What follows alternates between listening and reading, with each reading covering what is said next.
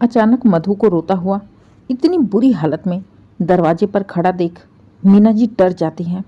भागते हुए बेटी के पास जाती हैं और घबराते हुए पूछती हैं, बेटा क्या बात है, तुम ऐसी हालत में, वो भी इतनी रात को, और बाहर गाड़ी किसकी आई थी?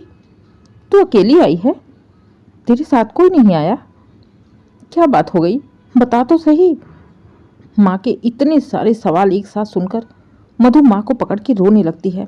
माँ, उन लोगों ने मुझे घर से निकाल दिया माँ। क्या निकाल दिया? लेकिन क्यों बेटा, ऐसी भी क्या बात हो गई जो घर से निकाल दिया? और उनकी हिम्मत कैसे हुई तुझे घर से निकालने की?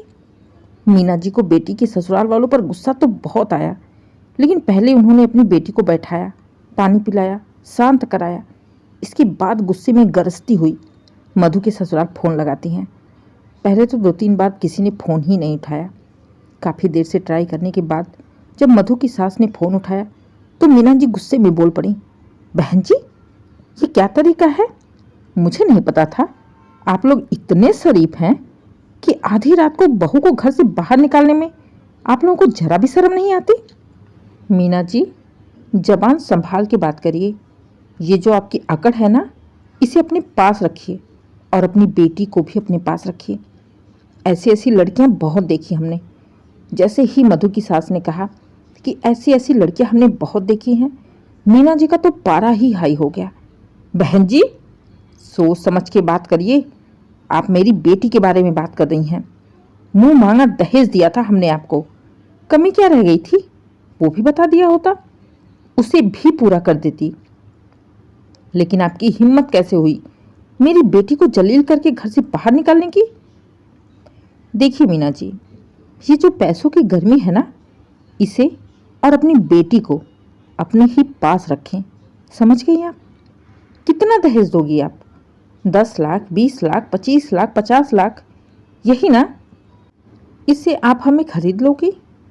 इतने में आपकी बेटी की पूरी जिंदगी कट जाएगी। जिंदगी 4 दिन की है जो 10 लाख 20 लाख से ख़त्म हो जाएगी। एक झटके में कोई गंभीर बीमारी आ जाए ना, तो ऐसे ऐसे 50 लाख हवा हो जाते हैं, और आप 50 लाख देकर हमें पैरों की जूती बना के रखोगे? अरे हमने तो आपसे दहेज मांगा भी नहीं था, आपके घमंड ने आगे बढ़ के दहेज दिया है। इसलिए ये दहेज की गर्मी हमारे यहाँ तो निकालना मत। और रही बात आपकी बेटी की, तो जब तक वो खाना बनाने नहीं सीखेगी मेरे घर नहीं आएगी। जो मन बढ़ाकर और जिस घमंड के साथ आपने अपनी बेटी की विदाई की है ना, उस घमंड ने मेरे घर को बर्बादी के रास्ते पर ला दिया है। मैंने शुरू शुरू में सोचा था बच्ची है, नासमझ है, धीरे धीरे खुद ही समझ जाएगी। लेकिन आपकी बेटी के अंदर तो आपसे भी ज़्यादा पैसों का घमंड है, जबकि दहेज के सारे पैसे उसके ही नाम से जमा हैं। हमने 1 रुपये भी नहीं छुए हैं। फिर भी हम घमंड और अकड़ किस बात की बर्दाश्त करें? मुझे मेरे घर के लिए बहू चाहिए थी, पैसों के लिबास में लपटी हुई घमंडी लड़की नहीं। कहते हुए मधु की सास ने फ़ोन काट दिया। मीना जी हैरानी से फ़ोन देखे जा रही थी। उन्होंने तो सपने में भी नहीं सोचा था कि उनकी बेटी की ससुराल में ऐसी हालत होगी। क्या क्या सपने थे उनके। इकलौती बेटी थी, कोई भी कमी नहीं छोड़ी थी। यहाँ तक कि उन्होंने लड़के वालों को खुली चुनौती भी दे दी। साफ साफ बोल दिया कि दहेज चाहे जितना भी मांगो, मुंह मांगा दहेज मिलेगा, लेकिन शर्त एक ही है, उनकी बेटी खाना नहीं बनाएगी। और इसी शर्त के चलते ही तो मधु और विपिन की शादी हुई थी। और साल भर के बाद अचानक से मधु ऐसी हालत में मायके में। मीना जी का दिमाग खराब हो गया था। पहले वो बेटी को शांत कराने में लगी, उसे चुप कराया, कुछ खिला पिला कर आराम करने के लिए लिटा दिया। जब बेटी सो गई तो मीना जी अपने पति राकेश जी के पास जाते हैं। राकेश जी भी बेटी की हालत देख चिंता में डूबे हुए थे, आंखों से नींद गायब थी।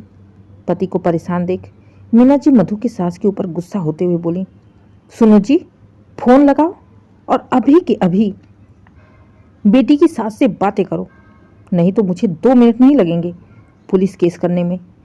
मीना जी की बात सुनते ही राकेश जी भड़क जाते हैं। मीना, बात को आगे मत बढ़ाओ, अब तो अपने घमंड को छोड़ो। पैसों से किसी को खरीदा नहीं जा सकता। जिंदगी 4 दिन की नहीं है, बेटी की पूरी जिंदगी आगे पड़ी है। तुम तो अपने गुस्से में अकड़ में कल को पुलिस केस कर दोगी, 4 समाज में बातें फैलेंगी, बेटी की गृहस्थी बर्बाद हो जाएगी। बात को संभालने की जगह तुम और बात को बढ़ाने पर तुली हो। देखो जी, आपको पता है ना कि मैं ज़्यादा किसी का घमंड बर्दाश्त नहीं कर सकती। अब मैं उनसे दोबारा कभी बात नहीं करने वाली हूँ। ठीक है भाग्यवान, तुम मत बातें करो, लेकिन कम से कम शांत तो रहो, मुझे बातें करने दो, बेटी की जिंदगी का सवाल है। कहते हुए राकेश जी ने दोबारा से मधु की सास को फोन लगाया। मधु की सास की बात सुन मीना जी हैरान थी, क्योंकि अभी तक वो जिस तरीके से मीना जी से बातें कर रही थी उसके बिल्कुल ही विपरीत वो राकेश जी से बातें कर रही थी, बिल्कुल शांत गंभीर। राकेश जी ने जब पूछा, बहन जी ऐसी क्या गलती हो गई मेरी बेटी से जो आपने उसे मायके भेज दिया? देखिए भाई साहब, आप खुद सोच कर देखिए, जिस घर की बहू के मन में पैसों का घमंड आ जाए, दहेज का घमंड आ जाए, जो दिन भर अपने कमरे में मोबाइल लेकर पड़ी रहे, वो घर कैसे आबाद रहेगा? वो घर कैसे चल पाएगा? आप एक बार मेरी स्थिति के बारे में सोच कर देखिए। हमने मधु को बहुत समझाने की कोशिश की, बहुत समझाए कि पैसा हाथ का मैल है, लेकिन वो तो अपनी माँ पर गई है, पैसों का घमंड छोड़ने का नाम ही नहीं ले रही।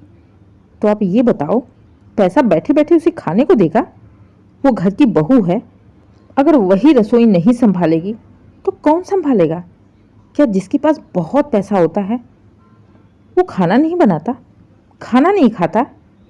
वैसे भी हर काम के लिए तो नौकरानी लगी पड़ी है, बस खाना ही तो बनाना है, वो भी उससे नहीं होता है। और वैसे भी एक बात, ये पूरी जिंदगी दहेज का घमंड तो नहीं सहे जा सकता ना। मैंने आपसे दहेज मांगा था? नहीं ना, आपकी पत्नी ने सामने से चल के दहेज दिया है, खुद अपने मुंह से बोली हैं, हमने तो नाम भी नहीं लिया। और वैसे भी दहेज के सारे पैसे आपकी बेटी के ही नाम जमा है, हमने उसमें से 1 रुपया भी नहीं छुआ, तो फिर हम घमंड किस बात की बर्दाश्त करें? मधु की सास की बात सुन राकेश जी शांत रहे। बात तो सही कह रही थी। राकेश जी के बगल में खड़ी मीना जी मधु की सास की बातें सुन मुंह बनाए जा रही थी। कुछ सोचते हुए राकेश जी ने कहा, बहन जी मेरी बेटी को एक मौका और दीजिए, मैं उसे समझाता हूँ, थोड़ी जिद्दी है, अपनी माँ पर गई है, लेकिन वो समझ जाएगी। भाई साहब, आपको क्या लगता है कि अगर बहू ऐसे अचानक मायके जाकर बैठ जाए तो हमारी इज्जत नहीं जाएगी? हम भी 4 समाज में रहते हैं, हमें भी समाज को मुंह दिखाना होता है, जवाब देना होता है। लोग पूछेंगे बहू अचानक से मायके क्यों चली गई, हम क्या जवाब देंगे? लेकिन आप ही बताइए, आखिर हम बहू के ये सारे नखरे कब तक बर्दाश्त करेंगे? कोई बहुत बड़ा परिवार भी तो नहीं है, 4 लोग हैं, 4 लोगों का खाना बहू नहीं बना सकती? अरे खाना बनाने की तो दूर की बात है, वो तो बना बनाया खाना देने को भी तैयार नहीं है। एक काम नहीं करती है, दिन भर कमरे में बंद रहेगी, या तो मोबाइल पर बातें करेगी, मोबाइल देखेगी, टीवी देखेगी, बस यही काम रह गया। आप बताओ मैं कब तक बर्दाश्त करती रहूं? इसमें कौन सी बड़ी बात कर दी मेरी बेटी ने बहन जी? तभी बीच में ही मीना जी बोल पड़ी, मैंने तो शादी से पहले ही बोला था कि मेरी बेटी खाना नहीं बनाएगी, तब तो आपने कुछ नहीं कहा था, अब बात से पलट रही हैं। भाई साहब, आप अपनी पत्नी को समझा दीजिए, उस समय भी मैंने उनकी हाँ में हाँ नहीं मिलाया था, क्योंकि उनकी बात करने का जो तरीका था, इनका जो घमंड था, वो साफ साफ उनकी बातों से झलक रहा था। ना मैंने दहेज मांगा था और ना ही मैंने ये बोला कि बहू खाना नहीं बनाएगी। लड़का लड़की एक दूसरे को पसंद थे, इसलिए मैंने शादी कर ली। और रही बात खाने की, तो वो तो उसे बनाना ही पड़ेगा। अगर वो चाहती है दोबारा वापस आना, तो उसे खाना बनाना ही पड़ेगा। एक आम इंसान की ज़िंदगी जीनी ही पड़ेगी, परिवार के साथ मिलकर रहना पड़ेगा, तब तो उसे मैं इस घर में दोबारा आने दूंगी। नहीं तो आपकी पत्नी के पास बहुत पैसे हैं, वो अपनी बेटी की पूरी ज़िंदगी संवार सकती है, कर लेगी अपनी बेटी की दूसरी शादी। मुझे नहीं चाहिए ऐसी बहू, समझा दूंगी मैं अपने बेटे को। कहते हुए दोबारा से गुस्से में मधु की सास ने फ़ोन काट दिया। फ़ोन कटते ही राकेश जी फ़ोन पटक के मीना जी के ऊपर बरस पड़े। चाहती क्या हो तुम ना समझ औरत? तेरे चक्कर में बेटी का घर बर्बाद हो जाएगा, समाज में इज्जत का नाश हो जाएगा। तुम कौन से पैसों का घमंड दिखा रही हो? तूने कमाया है 1 रुपया भी? मैंने कमाया है अपने खून पसीने की कमाई से। खबरदार से मेरे पैसों को आज के बाद हाथ भी मत लगाना, और अपना कहने की तो बिल्कुल कोशिश मत करना। आज के बाद तुम्हारी सारी सुख सुविधा खत्म। हर चीज़ में इतना छूट दे दिया है कि तुम तो सर पे नाचने लगी। अब कल से इस घर में एक भी काम वाली नहीं आएगी। तुम भी घर के सारे काम करोगी, झाड़ू पोछा बर्तन कपड़े सब कुछ करोगी, जैसे एक आम घर की औरतें करती हैं। तुम इस लायक हो ही नहीं कि तुम्हें कोई भी सुख सुविधा दे सके। कहते हुए राकेश जी ने अगले दिन ही नौकरों की छुट्टी कर दी। अब ना खाना बनाने वाली आई, ना साफ सफाई करने वाली आई। सुबह से दोपहर हो गई। मीना जी को भूख लगने लगी। सुबह से खाली पेट थी, ना खुद खाई थी, ना ही बेटी ने खाया था। एक बार मीना जी ने राकेश जी के पास जाकर बोली, सुनिए जी, कम से कम खाना बनाने वाली को तो बुला दो। बेटी को भूख लगी है, क्या खाएगी बेचारी। मीना जी की बात सुन राकेश जी ने कुछ सोचते हुए कहा, अच्छा भूख लगी है, एक काम करो, तुम दोनों ही माँ बेटी जाकर टेबल पर बैठो, मैं तुम दोनों के लिए खाना लेकर आता हूँ। इतना सुनते ही मीना जी खुश हो गई। उन्हें लगा राकेश जी बाहर से खाना मंगाएंगे। वो बड़ी ही बेसब्री से खाने का इंतजार करने लगी। तभी राकेश जी 2 थाली में नोटों की गड्डी रखकर मीना जी और मधु के आगे रखते हुए बोले, लो खाओ, जी भर के खाओ। प्लेट में खाने की जगह पैसे देख मीना जी चिढ़ जाती हैं। ये क्या तरीका है? भला पैसे भी खाने की चीज़ होती है? हाँ बिल्कुल, पैसे से तो तुम कुछ भी कर सकती हो। पैसे को खा क्यों नहीं सकती हो? खाओ। आपका दिमाग तो सही है, पैसे कोई खाने की चीज़ें खा ले, ये तो मुझे पता ही नहीं था। मुझे लगा कि पैसे भी खाया जा सकता है, लेकिन खाना कैसे खाओगी? उसके लिए तो तुम्हें खाना बनाना पड़ेगा ना। किचन में जाना पड़ेगा, खाना बनाना पड़ेगा, और मुझे लगता है कि जिसके पास बहुत ज़्यादा पैसा होता है वो खाना बनाता ही नहीं है। तो जब तुम खाना नहीं बनाओगी तो खाओगी क्या? अब मीना जी समझ गई कि राकेश जी ये सब जानबूझकर कर रहे हैं, उन्हें तंग करने के लिए। माँ, भूख लगी है, खुद को खाने के लिए तो नहीं, लेकिन बेटी के लिए। मीना जी परेशान हो गई। जब उनकी एक न चली तो हार कर मजबूरी में किचन में गई। जाने आज कितने सालों के बाद मीना जी ने रसोई घर में कदम रखा था।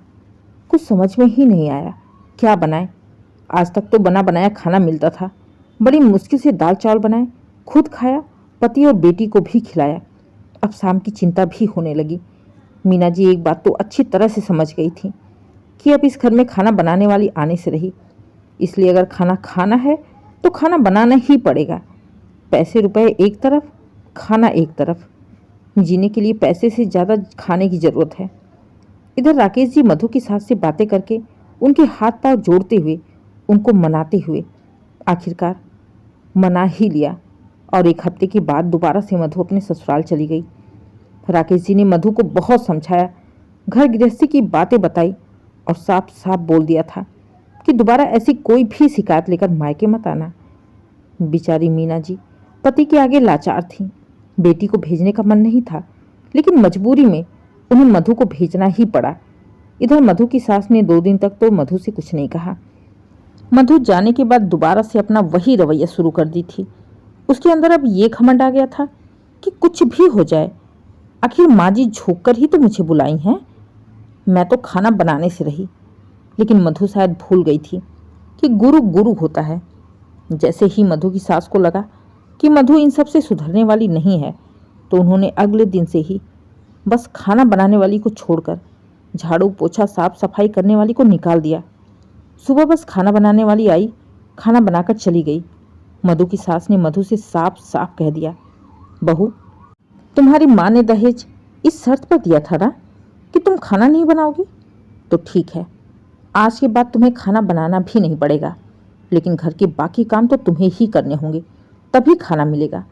झाड़ू पोछा बर्तन पूरे परिवार के कपड़े सब कुछ तुम्हें करना है। बस खाना छोड़कर घर के जितने भी काम हैं वो तुम्हें करना ही होगा, तब जाकर तुम्हें खाना मिलेगा, नहीं तो खुद बनाओ खुद खाओ। सास का गुस्सा देख मधु डर जाती है। क्योंकि सास के साथ साथ ससुर जी, मधु के पति सब एक साइड हो गए थे। ससुराल में मधु अकेली हो गई थी, कोई भी उसके साथ नहीं था।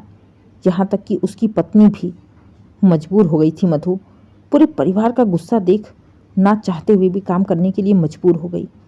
घर बड़ा था, साफ सफाई करने में, बर्तन साफ करने में, घर का सारा काम निपटाने में उसकी हालत खराब हो जाती थी।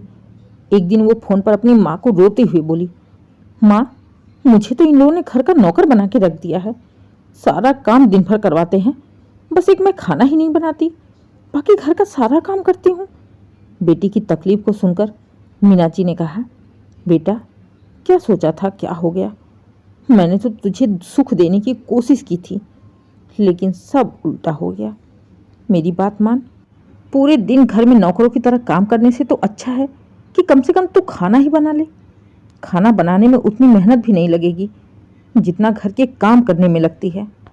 जब सारा बवाल काम करने को लेकर ही हो रहा है तो बना लो खाना। मैं क्या कर सकती हूँ? मेरी हालत तो तुम्हें पता ही है ना।